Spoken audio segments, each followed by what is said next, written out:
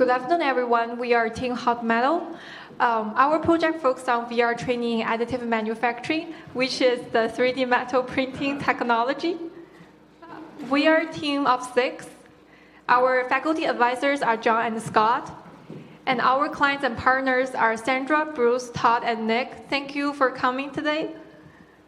Our affiliated organizations are Next Manufacturing Center, Manufacturing Future Initiative, and the Human-Computer Interaction Institute. So let me introduce the project first. Our goal is to deliver a functional prototype which focuses on the tutorial of a metal additive manufacturing machine. Our target audience is engineering graduate students. So for the students, there are 4 stages of learning. The students will enter the lecture first, and then they will review the content on their PC at home. After that, they will enter the virtual reality environment to have more practice on hands-on practice. Lastly, they will enter the lab and actually operate on the real machine. Our focus will be the PC and VR tutorial. So by the end of the semester, we'll deliver both PC and VR tutorial and also prepare all the documentations needed for another team to continue in the summer, which includes tech documentations, hardware installation, design, and playtest sessions results. As we mentioned in the half, our measures of success will be fulfilling clients' requirement and prototyping efficiently. Now, Mengqi is going to talk about what we have done since half. Thank you, Eva. So right after half, first we finished all the steps that we left from half. And after that, we've iterated a lot based on the playtest results and client feedback. We playtest with ET students and ETC faculty to make sure that all the interactions make sense and all the feedbacks are good. And we also invited students from engineering school to playtest our prototype to make sure that they can actually learn things from our prototype. And every time when we made some changes, we check with our client to make sure that all the changes are necessary. Now we already have a completed VR tutorial. For the PC part, we come out a detailed design first because we want the PC part to have a different emphasis from our VR tutorial. And for the PC part, we want to focus on teaching and assessment. Here, special thanks to Lu, our partner from HCI. With her professional knowledge of education, we don't need to worry about the teaching content, and we can spend more time on Unity implementation and data transformation and communication. As what we did for our VR, we did a lot of iteration on our PC as well. And now all the PC part is completed as well. You heard that I say iteration changes a lot of time, but how actually the PC and VR working together as part of the whole learning experience. Now our programmers will show you some demos to explain things. Thanks, Mengqi. So this is our demo. So for the PC part, we're using CTED and Tutorshop. CTED is a web-based developing tool for web-based tutorials, and Tutorshop is a website to host all these tutorials. So we use Unity to export WebGL version and embed it into HTML. And when user interaction happens in Unity, it will do an external call to the JavaScript API. And then JavaScript will call the CTED API to record the user interactions and send feedback of correctness. Now Akash and I will talk about different parts in both PC and VR version. So the PC, this is our identification part. So the PC version focuses on teaching, so it has tests. For example, it first tells students that the building platform is in the center, and then it asks the student to select the building platform. If the student chooses wrong, the CTED will give feedback of incorrect and show the red outline. And finally, the students need to finish a quiz to show their ability of identification. For the VR part, the main purpose of identification was to not only just make users get familiar with the components of the machine, but also get familiar with the Vive controllers. We introduced them to this very basic interaction of just pulling the trigger in order to identify the objects. The objects are also tagged with the text of them. So this is our installation part. So the PC version will teach the student by providing more textual instructions. For example, it first tells the student that the high-speed steel blade is used to print titanium models, and then it asks students to install the blade, which is used to print titanium models. If students don't know where to put the blade, they can turn on the glowing hint, and the rest of the installation is similar to VR part. This is the installation part in VR. It is a step forward in terms of interaction. The users can now pick up objects and can actually place it in their target locations. To give a feeling of actual process of installing the screws, we added a little animation to it. This is our leveling part. This is a video of what leveling is looking like in real life. So what the lab technician is doing is moving the recorder left and right. If the platform is leveled, the needle on the indicator will stay still when he moves the recorder. So what he's doing now is moving it left and right and adjust the angle of the platform slightly. And PC version has a UI to simulate the monitor on the real machine. The student can move the indicator back and forth by dragging it directly. However, if they want to move it left and right, they need to click on buttons on the monitor. So we give them a monitor to simulate what happens in the chamber, even when the door is closed. And we also provide a big indicator to show the movement of the needle while the student is leveling. In the leveling part of VR, we tried to replicate the process as close as we could to achieve realism. We gave the guests the freedom to take as much time as they need, and that resulted in different playtesters using different strategies to actually do the process. We added some new features in the VR part from the last time we presented. The tablet received a big upgrade. It looks way more visually appealing now. Now it also has an ability to be suspended in air as well as to be hidden. Also, it faces the guest all the time. The step selection feature was one of the most received feedbacks from Soft. The step selection feature allows user to start from any step that they want. We figured this would help given the length of our experience. Now Jim will talk about more features that we added in VR. Okay, thanks, Akash. So talk about the feedback system. We acquire a lot of valuable advice from the playtesters and clients, and we made relative changes for them. Firstly, we re-examined the object list with glow effects and outline effects to make sure the feedback of every step is instructive. And we also made minor changes, like we make the glow effect to be dimmer to prevent from distraction. And we also implement the visual feedback of buttons on the monitor when they are hovered, clicked, or pressed. And there's also other steps with complicated manipulations, which may be a little bit obscure for students to build connections between the text-based instruction on their tablet and how they should do in the real world. So we use opaque and transparent arrows with simple animations so the students can follow the animations as visual instructions and finish the steps more efficiently. And there's also other visual improvements, like when you tap the powder, the surface of the powder will become darker and smoother to imitate how it is activated in the real scene. And when you wipe the lens in the correct direction, the surface of the lens will become brighter every time you do it correct. We use this kind of visual feedback to compensate the lackness of haptic feedback in the virtual reality system. And because there's also other team doing further development in the summer, so we built a solid framework structure for them.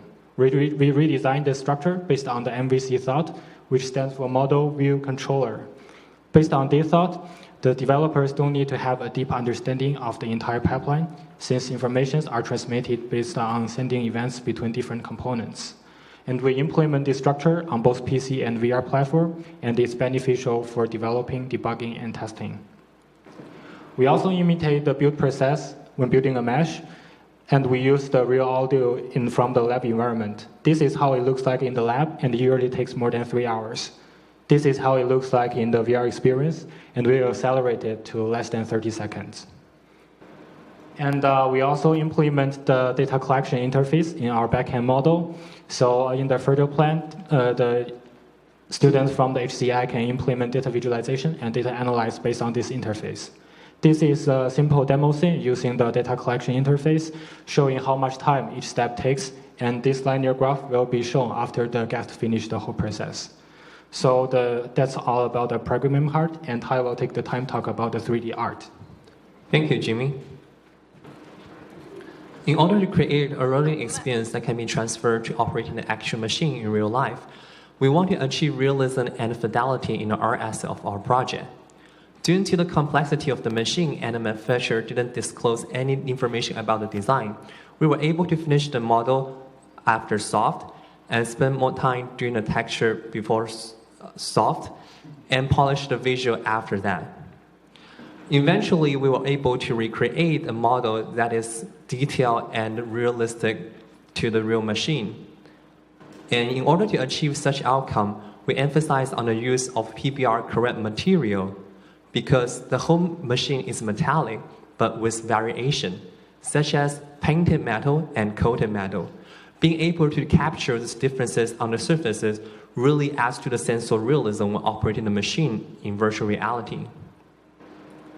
We also combine the use of texture and also particle effects to recreate some challenging effects, such as the adding of a powder to the plate.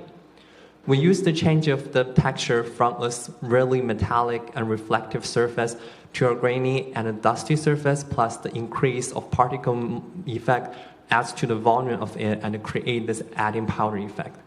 Now I will pass the time to Eva. Thank you, Tai.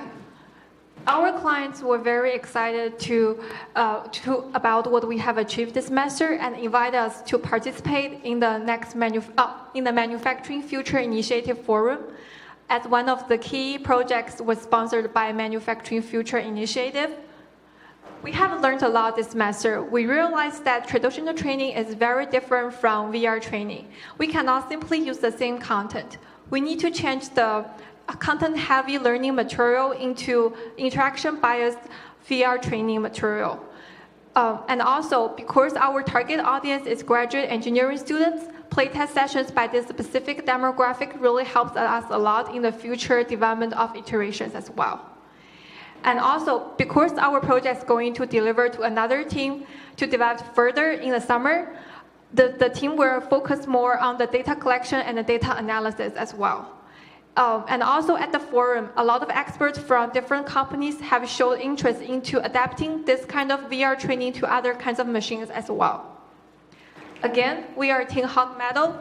Our project is to deliver a functional prototype that simulates the operation of a metal additive manufacturing machine and also provides instructional support for engineering students. Thank you all for coming today. And now we are open to questions.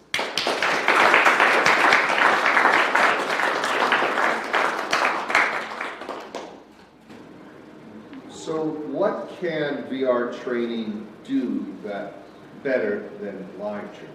So the question is, what is the advantage of a VR training over the traditional training? Yeah, I can also. So in real life, the students need a specific respirator to enter the lab in order to operate on the real machine when the machine is on. But that respirator needs a long-term training, which is not feasible for all the students in the class. So right now they were like standing in front of the machine while the machine is off, and the instructor pointing out different parts of the machine, like assuming that it's working, but it's not actually. So this VR training really gives the students more vivid and the real life experience in operating the machine. Yeah, adds on to that, the VR experience also gives the student the chance of to trial and error. So in operating an actual machine, it's very costly and very dangerous to make mistake during the operating process. But in VR, the student can make mistake and they will learn from that. It's a better learning experience for them compared with just operating it in real life. Hopefully I can answer your question. Thank you. Yes.